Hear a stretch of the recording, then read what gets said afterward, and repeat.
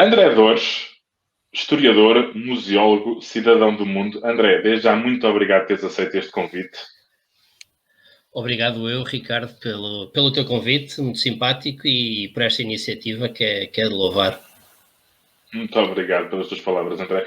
André, pela tua visão de museólogo, como é que têm os museus vivido toda esta situação de encerramento e tudo o resto envolvido? Exatamente, os museus não foram alheios a esta situação, a esta crise pandémica, estiveram confinados, ainda estão, só reabrirão a 5 de Abril, reabrirão as portas porque outras atividades foram desenvolvidas, mas de facto não foram tempos fáceis porque houve esse encerramento de portas, houve quebra de visitantes, quebra de receitas também, na ordem dos 70%, que é uma percentagem muito, muito considerável, e de facto os tempos não estão fáceis. De resto, para os museus nunca foram muito fáceis, infelizmente, pelo menos no contexto português, embora não seja exclusivo de Portugal, e de facto toda esta situação pandémica veio só, com umas grandes aspas, só a contribuir para o agravamento de uma situação que é anterior, de escassez de recursos financeiros, de recursos humanos, o que de facto é incompreensível, porque a política identifica sempre a cultura como uma área muito importante, uma área muito prioritária, isto no discurso oficial, mas depois na prática não há essa tradução. E de facto todo o setor cultural e criativo no qual o património cultural e os museus se inserem contribui, e não é pouco, muito pelo contrário, é bastante, para o desenvolvimento do país e do mundo em geral, para a criação de riqueza, para a criação de emprego, inclusivamente, de emprego direto e indireto, a própria atividade turística, que também muito se ressentiu neste contexto de crise, desde logo crise sanitária, mas que depois rapidamente galopou para a crise social e será económica, definitivamente. E o turismo, de facto, também teve essa grande quebra, e normalmente associa-se muito o turismo ao património cultural, e bem. Por outro lado, o património cultural não pode viver em função do turismo, tem muito mais potencialidades do que a própria circunscrição à atividade turística, que tem o seu relevo, tem a sua importância. Também não deve ser endeusada, mas também não deve ser diabolizada como alguns o fazem. E à volta dos museus também havia um crescente de grandes exposições de massas, nomeadamente nos grandes museus mundiais, e isso acho que em grande medida será ultrapassado. Será uma situação já do passado, pelo menos nos moldes em que se estava a desenvolver, que era um contributo importante de receitas, inclusivamente para os próprios museus, mas não era a melhor prática para a vivência mais plena da experiência museológica. E, a meu ver, neste contexto, agora e no pós-crise, o museu deve reforçar o seu papel educacional, de mediação cultural, e as próprias políticas públicas para a área da cultura e para o património cultural e para os museus também, obviamente, devem ser reforçadas. Eu que sou a favor de um Estado forte em alguns setores apenas, não de um estatismo omnipresente, mas nestas situações de crise, as políticas públicas, e é quando o Estado deve ser eminentemente forte e deve reforçar os seus meios, nomeadamente no setor cultural. Só para terminar, a própria sociedade civil também deve ganhar um outro dinamismo, e através do uso mais recorrente ao mecenato, a própria lei do mecenato deve ser melhorada, mas pronto, isso daria outra discussão, e também através do grupo dos amigos dos museus e dos monumentos, que é uma medida cívica que acho que todos devemos adotar. Eu, por exemplo, já pertenço ao grupo dos amigos do Palácio da Ajuda, e apelo a que todos adiram, nomeadamente a ti, Ricardo, e a todos os que nos estão a ver e a ouvir. Irei aderir, André. Muito bem. Isso podes ter a certeza. André, nestas medidas dos museus tentarem continuar presentes nas vidas das pessoas, recorreram a algumas soluções digitais. A minha pergunta é, olhas para estas soluções digitais como um futuro para os museus? É uma boa possibilidade. Não digo que seja o futuro dos museus, mas é uma boa possibilidade e uma boa ferramenta. De resto, o Dia Internacional dos Museus, que todos os anos se celebra a 18 de maio, este ano o mote é precisamente o futuro dos museus. Recuperar e reimaginar ou reinventar. E, no meu entender, acho que parte dessa reinvenção deve ser precisamente a utilização mais recorrente das ferramentas digitais para que os museus, e têm-no feito, quer dizer, uns melhor, outros pior, uns com mais frequência, outros com menor frequência, mas ainda assim tem sido uma boa ferramenta para manter quer o contacto com os públicos, quer também para captar novos públicos. Acho que pode ser um instrumento importante para captar novos públicos, nomeadamente de faixas etárias mais baixas, mas também para fidelizar os públicos que já eram mais assíduos, já eram mais habituais nos museus, e é de facto uma ferramenta importante.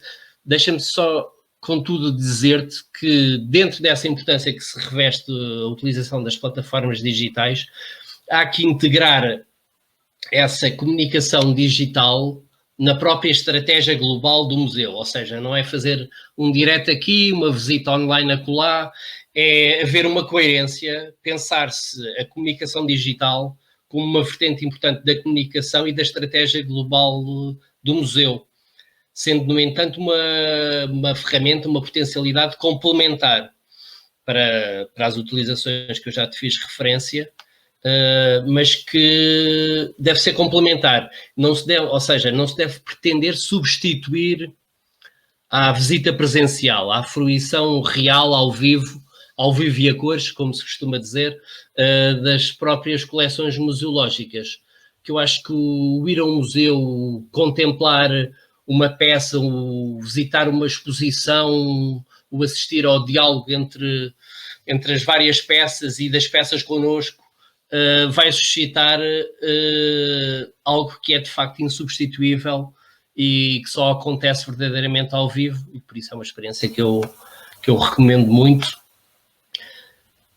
O visitar os museus ao vivo, assim que reabrirem a 5 de Abril, estando sempre atentos às soluções digitais que os museus felizmente vão incrementando nos dias que correm e que creio que irão melhorar muito no futuro também a esse nível. Nos olhos do André, como é que se vês o futuro? Nos meus olhos e da minha mente, eu tenho uma mente assim um pouco, não sou como é que se diz, um otimista feroz, mas também não sou um catastrofista, sou, diria, um pessimista antropológico, talvez por ter muito presente todo o percurso da história da humanidade, sou um pessimista antropológico, se me quer encaixar em alguma categoria em termos de perspectiva de futuro. Ainda assim, dentro desse pessimismo antropológico, faço sempre questão de sublinhar que devemos ter esperança e devemos ser resilientes. Aliás, duas palavras que ultimamente têm estado bastante em voga. Mas a essa pergunta, outra pergunta, e o passado? Ter conhecimento desse mesmo passado, como é que chegámos até aqui? Aliás, o futuro ainda não existe, não é? Nós estamos aqui a discuti-lo, mas ele ainda não existe, tem que ser construído, é isso que estamos também aqui a fazê-lo. O presente é algo muito efêmero, aliás, o início da nossa conversa há uns minutos atrás já pertence ao passado, portanto o passado tem uma grande carga.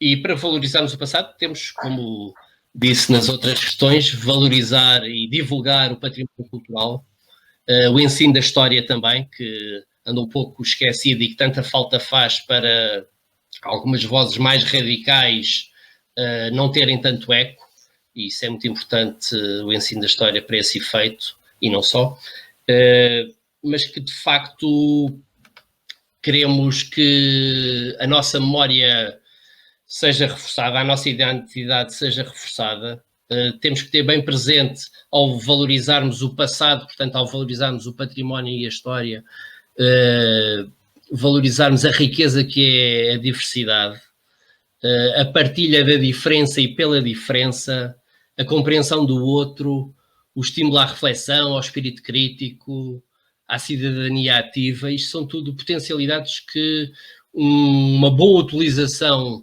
um bom usufruto do património nos pode dar, e muitas vezes as pessoas não têm consciência disso. Para terminar, deixa-me só dizer-te que também o reforço da liberdade. O reforço da liberdade está inerente à valorização do património cultural, e nomeadamente da liberdade de expressão, da liberdade de criação, nomeadamente a criação artística, que é um património cultural para o presente e, obviamente, um património para o futuro. Aliás, o tal futuro que esperemos que gere saudades num futuro posterior a esse mesmo futuro. E a propósito de criação, não sei, Ricardo, se ainda temos tempo para isso, mas eu queria só fazer-te uma sugestão e uma pergunta ao mesmo tempo. Sim, Se André, poderia rematar com um poema da minha que eu escrevi precisamente a propósito da criação e também para a cultura em tempos de pandemia, que foi uma iniciativa da UCLA, que é a União das Cidades Capitais de Língua Portuguesa, que teve essa iniciativa também de muito mérito.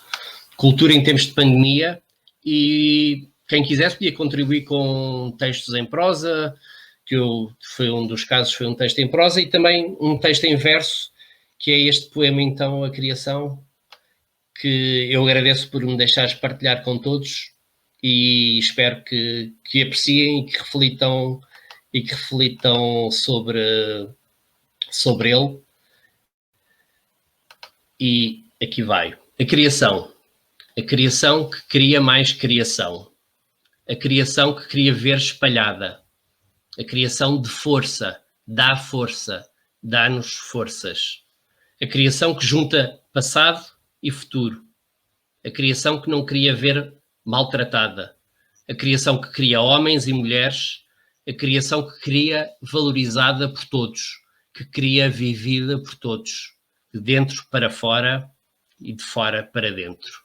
A criação que escreve, que pinta, que esculpe, que cria, no papel, na tela, na pedra, na mente, nas mentes.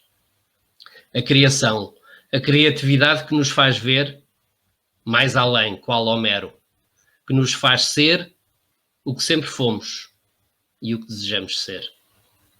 Obrigado, Ricardo. Obrigado eu, André, pela partilha e pelo teu testemunho. Muito obrigado.